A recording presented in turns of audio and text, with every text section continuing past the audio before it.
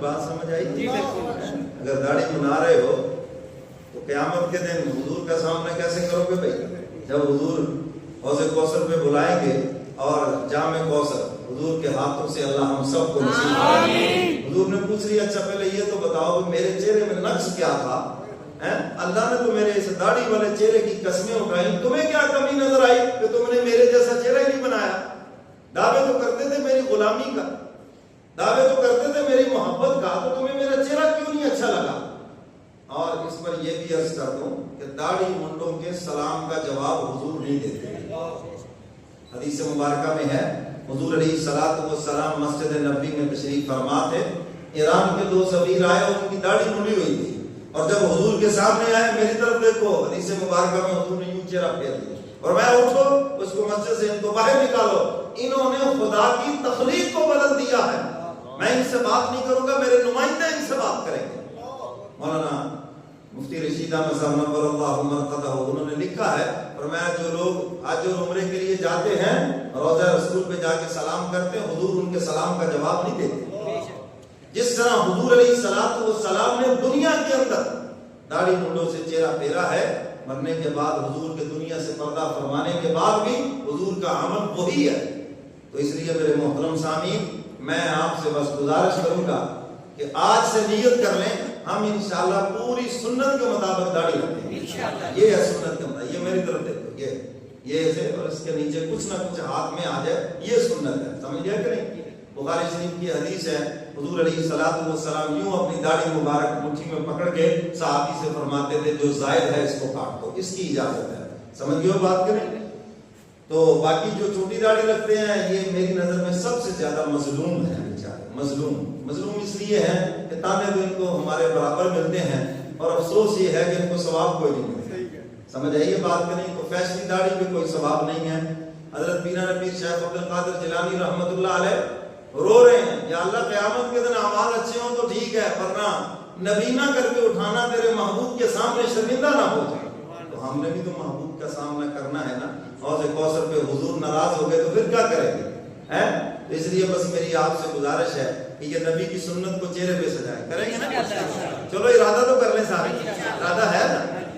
خواجہ عزیز الحسن محجوب رحمۃ اللہ علیہ نے داڑھی رکھ لی نا، تو لوگ دیکھ کے مذاق اڑانے لگے، لو جی ڈپٹی کلیکٹر صاحب داڑھی رکھ لی، ہمارے ہاں ہوتے تو کہتے لو جی 100 چوہے کھا کے ہن بلی حجنو چلی، کیوں جی ایسے کہتے؟ یہ نہیں کہتے بھئی اللہ نے اس کو اگر جس عمر میں جہاں توفیق دے دی، تمہیں کیا معلوم پچھلے گناہ معاف ہو گئے ہوں اور وہ خدا کا مقبول بندہ ہو گیا ہو۔ تو حضرت کو دیکھ کے لوگ ہنسنے لگے، تو حضرت نے اپنی داڑھی کی طرف اشارہ کر کے کہا، اور مجھے دیکھ دیکھ کے ہنسنے والوں، اور مجھے دیکھ دیکھ کے ہنسنے والوں، کہیں محبت تم کو بھی مجھ نہ بنا دے۔ مجھے دیکھ کے ہنس رہے ہو، میری داڑھی کو دیکھ کے ہنس رہے ہو سکتا ہے حضور کی محبت تمہارے دلوں میں جوش مارے اور تم بھی میری طرح داڑھی رکھو۔ کیوں جی بات سمجھ آ گئی؟ تو کوشش کریں گے یار، ویسے داڑھی والوں سے دیکھو امریکہ ڈرتا ہے، ڈرتا ہے یا نہیں ڈرتا؟ اب تو ماشاءاللہ ہماری یہ پنجاب کی بیگم صاحبہ بھی ڈر رہی ہیں، یعنی داڑھی والوں کے لیے 10,000 روپے، شاباش ہے، اس سے میرا خیال ہے شاید اس کی سرخی بھی نہ ہے، مولویوں کو کہتی ہے جناب یہ 10,000 میں گزارا ہے، یہ آپ نے توہین کی ہے علماء کی۔ میڈم صاحبہ اگر اللہ نے آپ کو توفیق دی ہے تو کم از کم ایک مزدور کے برابر ان کی تنخواہ رکھتے، یہاں ایک چوڑے کی 40,000 تنخواہ ہے، یہاں پر ایک درجہ چارم کے ملازم کی بھی 50,000 تنخواہ ہے، اور یہ تم نے علماء کی توہین کی ہے، یہ 10,000 روپیہ ان کو وظیفہ دیا جائے گا۔ کیوں جی؟ جیڑے انجمن والے تھوڑے بہت دیندے نا، ساڈی یہ تو بھی چھٹی ہو جاتی ہے، تو سرکاری مولوی 10,000 نہ ہے، سمجھ آئیے بھائی شریف؟ یہ میڈم صاحبہ آپ کا یہ ہدیہ آپ کو مبارک، ہماری طرف سے یہ اپنا سرخی پاؤڈر لے لینا، ٹھیک ہے کہ نہیں؟ بھائی اگر آپ کے دل میں واقعی علماء کی کوئی قدر ہے تو خاطر اچھی تنخواہ دینا یہ علماء کی عزت میں داخل ہے، تھوڑی تنخواہ دینا علماء کی توہین کے اندر داخل ہے، سمجھ گئے وہ بات کہ نہیں؟ تو آپ نے یہ مذاق کیا ہے علماء کے ساتھ، وارثان رسول کے ساتھ، اور کان کھول کے سن لو، آج سے 7 سال پہلے جس نے یہ مذاق کیا تھا خیبر پختونخوا کے اندر، آج تک وہ جیل کے اندر پڑا ہے، ورنہ تیرا حال اس سے بھی برا ہوگا۔ یہ بات سوچ لینا، جو بھی علماء کا مذاق اڑاتا ہے اللہ اس کو، کیونکہ اللہ نے 2 چیزوں پہ 2 مقام پہ فرمایا میرا اعلان جنگ ہے، ایک فرمایا سود خوروں کے خلاف میرا اعلان جنگ ہے، اور دوسرا فرمایا جو میرے پیاروں کو ستائے ان کی توہین کرے، اللہ فرماتے ان سے بھی میرا اعلان جنگ نہیں ہے. تو اگر آپ کے دل میں واقعی علماء کی قدر ہے تو خاطر خواہ ان کی تنخواہ رکھیں. اور اوپر سے جو شرائط لکھی ہے نا ماشاءاللہ, یہ سارے عرب والے کے سارے مولوی فارغ ہیں ان سے, کوئی ایک بھی ان کے معیار میں پورا نہیں اترتا. پڑھ لینا, آپ کے بھی سامنے آ جائیں. تو عرض کرنے کا مقصد یہ ہے, بات دور نکل گئی, کہ خدا کے پیاروں کو کبھی مذاق نہ ہونا ہے. اور یہ جو داڑھی ہے یہ کوئی مولوی کا حلیہ نہیں, کس کی سنت ہے؟ حضور کی سنت ہے. اور اللہ نے اس میں روب رکھا ہے, خدا نے اس میں ادب رکھا ہے. آج بھی کافر داڑھی والوں سے ڈرتے ہیں, نہ آپ کے ایٹم بم سے ڈرتے ہیں, نہ فوج سے ڈرتے ہیں, وہ داڑھی والوں سے. یہ مولویاں دے ہاتھ کے حکومت نہ لگے, مولویوں کے ہاتھ کہیں ایٹم بم نہ آ جائے, یہ نہ ہو جائے. اچھا یار, اگر داڑھی والوں سے دنیا کا کفر ڈرتا ہے تو آپ کے گھر کا جو وزیر اعظم وہ بھی ڈرے گا. میں نے ایسا سکھایا ہے, اس لیے وہ پڑے گا نا اس کو رکھ لیں پھر. اور داڑھی کا احترام رکھتے ہی شروع ہو جاتا ہے. آپ دیکھیں بالکل جاہل آدمی داڑھی رکھ لے, کوئی اس کو صوفی صاحب کہے گا, کوئی اس کو مولوی صاحب کہے گا, کوئی اس کو حافظ صاحب کہے گا, کوئی حاجی صاحب کہے گا. یعنی دیکھیں نبی کی سنت کا احترام کہ داڑھی رکھتے ہی صاحب کا لفظ لگ گیا. اور حدیث مبارکہ میں آتا ہے قبر میں منکر نکیر بھی اس سے احترام سے بات کریں, احترام سے بات کریں گے داڑھی والے سے. تو اس لیے میرے محترم سامعین, یہ نبی کی سنت ہے اور اس کو نبی کی سنت سمجھ کر رکھیں, فیشن بنا کر نہیں. جیسے لوگوں نے بالوں کے فیشن, داڑھیوں کے فیشن شروع کر دی. کسی نے ادھر سے کٹوائی ہو, بیچ میں رکھی تھوڑی سی, کسی نے اس کو بریک سی کر دیا, کسی نے وہ پتہ نہیں جیسے چونٹیاں وہ شہد کو چمٹی ہوئی ہوتی وہ سٹائل بنا لیا. وہ خدا کے بندو, تمہیں نبی کی سنت ملی ہے فیشن بنانے کے لیے.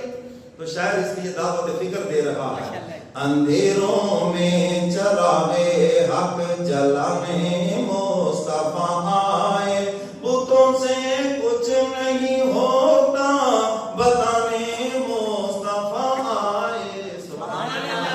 اب شاعر کو دعوت فکر دیتا ہے, پھر آخر میں پھر سنا دیتا ہوں, مٹا کر سنت داڑھی کرو گے سامنا کیسے, کہ جس دم آب کوثر خود پلانے مصطفیٰ آئے, کہ جس دم آب کوثر خود پلانے مصطفیٰ آئے, اندھیروں میں چراغے حق جلانے مصطفیٰ آئے.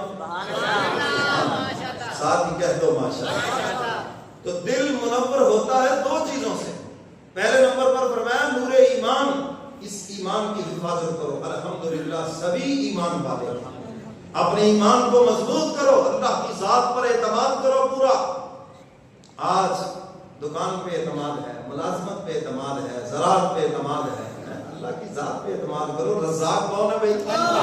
رزاق وہ ہے. یہ تو اسباب ہیں, صرف یہ اسباب ٹوٹ بھی سکتے ہیں, ختم بھی ہو سکتے ہیں. اللہ ان اسباب کے بغیر بھی رزق دینے پہ قادر ہے. یہ پرندے کون سی دکان کرتے ہیں؟ یہ جانور کون سی دکان کرتے ہیں؟ یہ شیر جو ہے نا یہ صرف گوشت کھاتا ہے, یہ کس قصاب کی دکان پہ جاتا ہے؟ گوشت کا, اس کو خوراک ہی گوشت ہے جی. اسی طرح اور جانور ہیں جو صرف گوشت کھاتے ہیں, تو اللہ ان کو رزق دیتا ہے.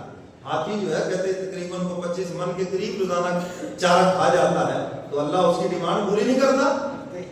اللہ جب جانوروں کو رزق دے رہا ہے, ان کی ڈیمانڈ پوری کر رہا ہے. آپ تو انسان ہیں, اشرف المخلوقات ہیں, ذرا اس کی ذات پہ بھروسہ تو کر کے دیکھیں. میں یہ توکل علی اللہ فہو حسبہ, اللہ فرماتے ہیں جو میرے اوپر بھروسہ کرتا ہے میں اس کے لیے کافی ہو جاتا ہوں. اگر کوئی ایک دروازہ بند ہو جائے میں 100 اور کھول دیتا ہوں, اس کے لیے کیا مشکل ہے. اگر کوئی ایک طرف سے خسارہ ہو جائے تو دل چھوٹا نہیں کرنا, کسی اور طرف سے اتنا عطا کریں گے خود حیران ہو جاؤ گے. ذرا اس کی ذات پہ اعتماد تو کر کے دیکھو گے. تو فرمایا نور ایمان, اس سے دل روشن ہوتا ہے.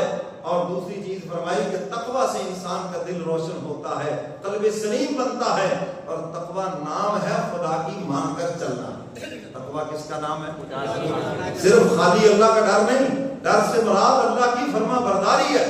تقوی نام ہے خدا کی مان کر چلنا, یا اپنے دل میں اللہ کی محبت کو بسا لینا کہ میرا مولا مجھ سے ناراض نہ ہو جائے. جس کے دل میں اللہ کی محبت بیٹھ گئی, جس کے دل میں اللہ کا ڈر بیٹھ گیا, فرمایا اس کا دل تو روشن ہو گیا. تو ایمان تو سب کے پاس ہے, اگلی چیز ہے نور تقوی.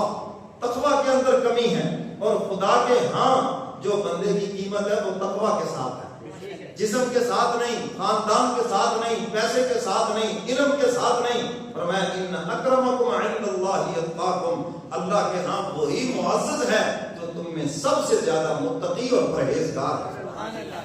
खुदा के यहाँ तब मकाम बनता है जब इंसान मुत्तकी बनता है, परहेजगार बनता है। तो मेरे मोहतरम सामने तकवा कैसे हासिल होगा? अल्लाह ने उसका भी कानून दे दिया है। आमनुत्तकुल्लाह वकूनू मअस-सादिकीन, मअस-सादिकीन, सच्चों के साथ हो जाओ, खुदा के प्यारों के साथ हो जाओ, तकवा वालों के साथ हो जाओ, खुदा से मोहब्बत रखने वालों के साथ हो जाओ, तो तुम्हारे दिल भी उसी तरह मुनव्वर हो जाए। प्यारों के साथ हो जाओ, प्यारों से अपना दिल मिलाओ। ये बड़ी सआदत की बात है। जो दूर लोग हों, अगर सिर्फ वो प्यारों से दिल भी मिला ले तो दिल मुनव्वर हो जाए है।